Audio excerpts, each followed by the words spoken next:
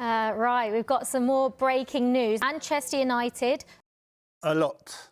It's starting to make my weekends a lot better, put it that way. So, yeah, I think he's done a fantastic job to galvanise the teams, to get them back in a position to find themselves in now, to be winning football matches again, and not just putting a smile on my face, but a lot of people's faces. Do you get the feeling that the story, the narrative has shifted since Michael Carrick has come into the job, that actually Manchester United, whether it's Carrick or not, might be back on the road to success?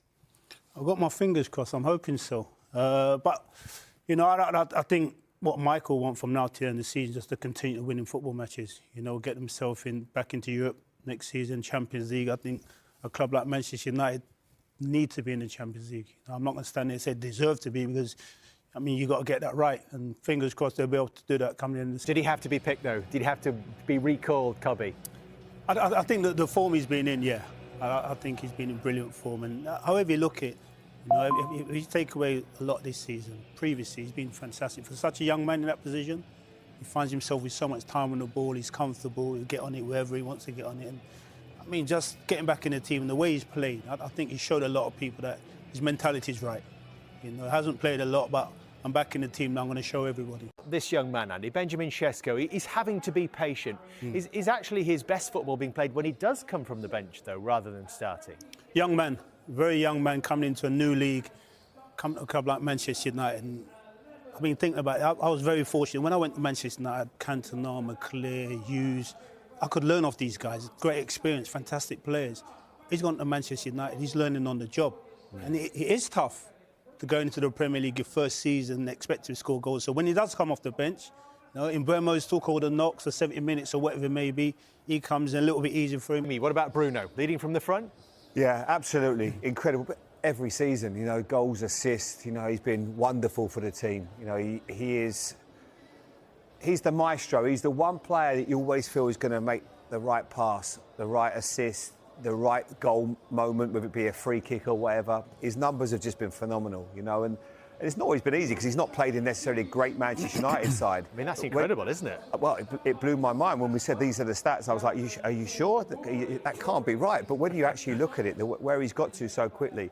But no, it's frightening, you know, and I love it. And I'm sure, Andy, as a centre-forward, you would have loved to have played with. And you played with some great midfielders. Yeah, I was just about to say, I played with some quality midfield players, you know. I had the opportunity to pick a pass. But when I watch this individual play, people say, would he get in your team or whatever?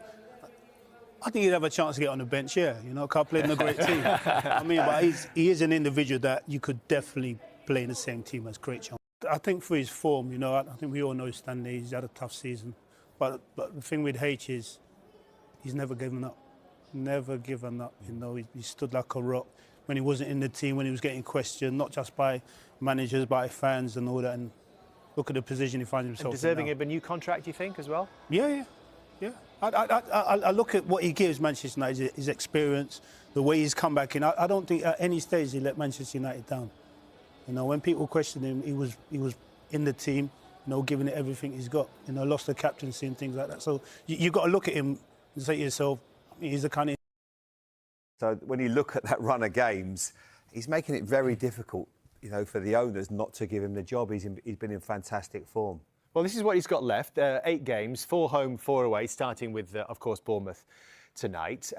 If they do manage to complete this job, Andy, and they do finish third, some people are even saying they could finish in second place. Does that mean he has to get the job? It means he's put himself in a great position. You know, and that's all you can do. Yeah. I mean, we don't, standing here, we don't know what the remit was, you know, when he took the job. You know, it could have been, yeah, you've got a great opportunity, or it's just to the end of the season. So we're standing there speculating that this and that. We'll never know. But what Michael's done, he's put himself in a position that if he doesn't get the Manchester United job at the end of the season, he's got a great chance of getting a job somewhere else. A great point. Would you like it to happen?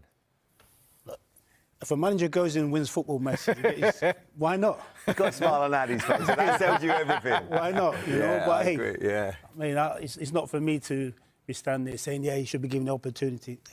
There's people in higher positions that are going to do just that. Yeah, they get paid a lot of money to do that. Yeah, There is a growing sense of cautious optimism surrounding Manchester United, and much of it has been sparked by the words of club legend Andy Cole. Known for his sharp football insight, and deep understanding of Old Trafford standards. Cole has offered a refreshing perspective on the club's current trajectory, one rooted in patience, belief, and recognition of steady progress. At the center of Cole's praise is Michael Carrick, a figure who continues to build his reputation as a manager. While not always in the spotlight, Carrick's work has not gone unnoticed by those who understand the game at the highest level. Cole's assessment was simple but powerful: Carrick is getting the job done. In an era where instant success is often demanded, this statement highlights the importance of consistency and structure over noise and hype. Carrick's approach appears measured, focused on organization, discipline, and gradual improvement rather than quick fixes. For a club that has struggled with identity in recent years, that kind of stability could prove invaluable. No discussion about United's progress is complete without Bruno Fernandes. Cole's unique description of Fernandes as the moisture in the game may raise eyebrows, but the meaning behind it is clear. He is the element that keeps everything flowing. Fernandes remains the heartbeat of the team, constantly demanding the ball, creating chances, and setting the tempo. His influence stretches beyond statistics. It's in his leadership, urgency, and refusal to let the team drift out of games. Whether it's a decisive pass, a long-range strike, or a moment of inspiration, Fernandes continues to be the player who makes things happen when it matters most. While experience leads the way, the future is being shaped by emerging talents like Benjamin Eko. The young striker represents potential, but also the reality of development at the highest level. Eko is, in many ways, learning on the job. His physical presence, movement, and flashes of technical quality hint at a bright future, but consistency is still a work in progress. Like many young forwards adapting to elite football, he faces the challenge of turning promise into regular impact. This phase is crucial, not just for his individual growth, but for how he fits into a team looking to rebuild and compete.